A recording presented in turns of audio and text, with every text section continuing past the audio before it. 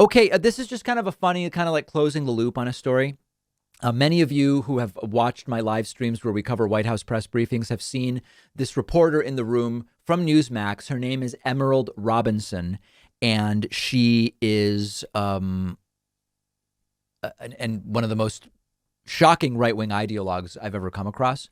She was recently banned from Twitter for posting wild anti-vax nonsense, including about some kind of element called luciferase or luciferase, Lucifer, the devil that she claims is an ingredient in vaccines. She had a temporary ban on Twitter, was let off the ban, and then within hours, she is now permanently banned. The Daily Beast. So first of all, if you pull up her account, it says account suspended. Twitter suspends accounts which violate the Twitter rules. Newsmax star returns to Twitter and is permanently banned hours later for vax insanity. After serving a 7-day suspension for absurdly claiming vaccines contain a Satan-linked tracker, Emerald Robinson doubled down on those claims and was booted from Twitter. Now, again, I don't like to joke about mental illness. I'm not joking about this, but the views about a Satan-related element of vaccines or whatever, these are the types of things where if your family member was insisting on this, you might say it might be good to see a psychiatrist. It might be good to be evaluated for possible delusions, psychosis, paranoid schizophrenia. It's not a joke. Newsmax White House correspondent Emerald Robinson has been permanently suspended from Twitter for repeatedly violating the social platform's rules against spreading COVID misinformation. Twitter initially gave Robinson, who has relentlessly pushed anti-vax falsehoods for a year, a temporary timeout after she posted an insanely absurd claim that the COVID vaccines contain a glowing tracking device linked to the devil. She declared on Twitter, quote, "Dear Christians, the vaccines contain a bioluminescent marker called luciferase so that you can be tracked. Read the latest book of the New Testament to see how this ends." She was banned for a week. While some vaccine research has used the enzyme luciferase, which has bioluminescent features, it is not an ingredient of any COVID vaccines on the market.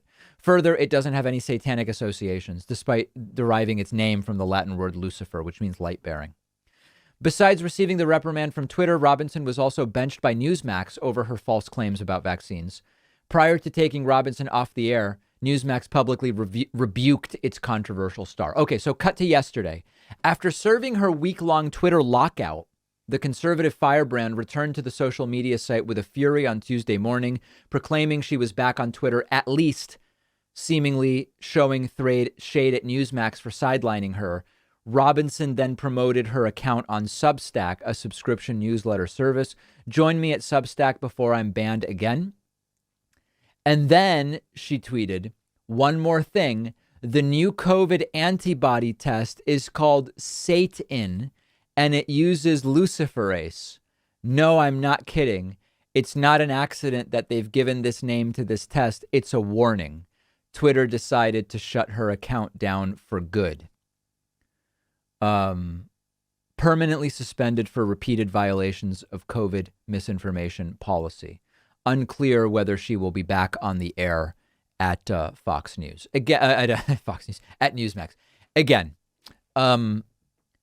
This to me seems like someone who is really sick, really sick. It seems almost beyond herself. It's not even she's doing this as a calculated thing because it'll reap some kind of financial or other reward on the end. She's potentially just going to lose her job and she's suspended from Twitter. And it's hard to imagine too many people would sign up for her Substack. Maybe it's viable, maybe it's not. She just seems sick. And unfortunately, with a lot of these things, as I've said before, there are unbalanced people. And it's just a matter of what do you come across that you get fixated with. Just as easily as she's obsessed with antibody, vaccine, Satan, this type of stuff right now. And it seems to be an outlet for a completely delusional person disconnected from reality.